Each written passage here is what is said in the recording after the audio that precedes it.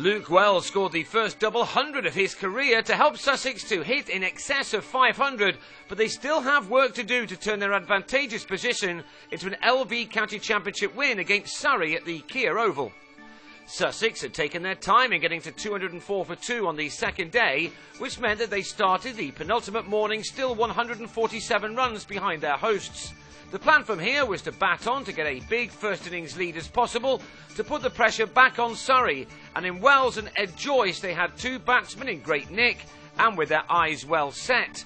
Wells started the day on 108, while Joyce was soon adding to his overnight 51 with some delightful cricket shots. Wells was superb, and with Joyce needing just 2 runs for his 100 at the other end, he moved on to the 150 mark before lunch with his 19th 4. He'd now faced 329 deliveries and had just about batted through another session.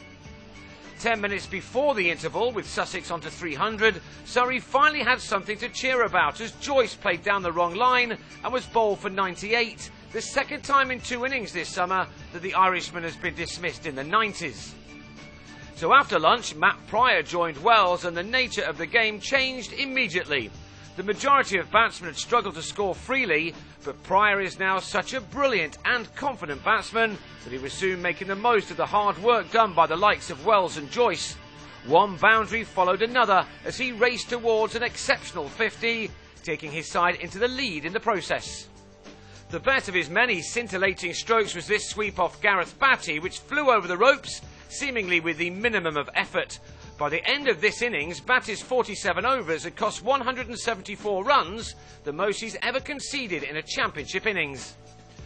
Pryor's 50 was up off only 36 balls, the joint fastest of the summer so far. 38 of those runs had come in boundaries, and it was just the innings his side required at this stage, and one in contrast to his last knock, the match saver in Auckland. Sussex were now really pushing on. As they showed in their other championship match of the summer, they are a team which knows just the right time to press on the accelerator, and after getting themselves into a decent position, they now saw this as their moment. It was becoming difficult for Surrey to stem the flow of runs in South London, Wells even finding batting so much to his liking that he needed to use only one hand. So what a relief it must have been for the home side to see the back of the punishing Pryor. For once he didn't middle one of his hits and stuck this ball from Jay Dernbach into the hands of Graham Smith. His 62 had occupied only 45 deliveries.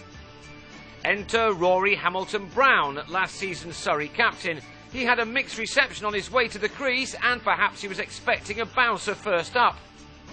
He was soon doing what he does best, putting bat to ball as the boundaries continued to flow. These 2 sensational shots coming in the same over, bowled by Xander de Brain. If it was up there to hit, Hamilton-Brown was certainly going to hit it. He would have been pleased that the attention was taken off him as the wonderful Wells, having passed his previous best of 174 made against Yorkshire 2 years ago, moved to his maiden double 100. He claims to be one of the most sledged players on the circuit, and Surrey would have had plenty of time to do that as his milestone was reached off 406 balls, an innings including 106 runs in boundaries. He and Hamilton-Brown brought up the 450 to lead by exactly 100 when Wells's epic innings came to an end as he was bowled on the charge by Vikram Solanki.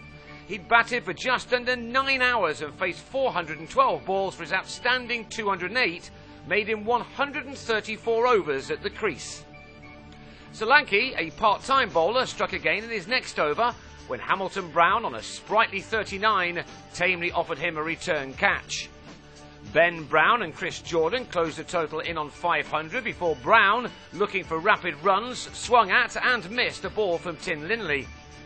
That 500 was celebrated by James Anyon, who smashed Batty for a maximum. But having reached 520 for 7, the innings quickly ended. Jordan was bowled by Linley for 23. Anyon dragged a ball from Batty to Jason Roy to go for 14. And Chris Tremlett was finally rewarded for his efforts with his first wicket since last July, the one of Monty Panesar, who drilled him to Smith at mid-on.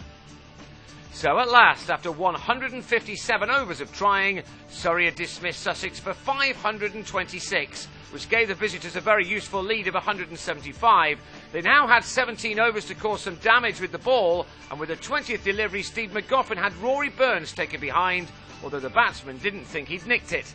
Smith has made a different start to his Surrey career with 2 single-figure scores, but class will out, and he was soon looking at his very best as the day drew to its close. His wicket early on the final day is going to be crucial if Sussex are going to start this campaign with back-to-back wins.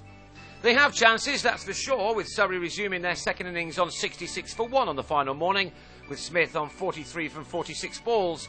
Surrey still trail by 109 runs, and Sussex will need a handful of wickets before that lead is rubbed out if they're going to complete their first win at the Oval since 1994.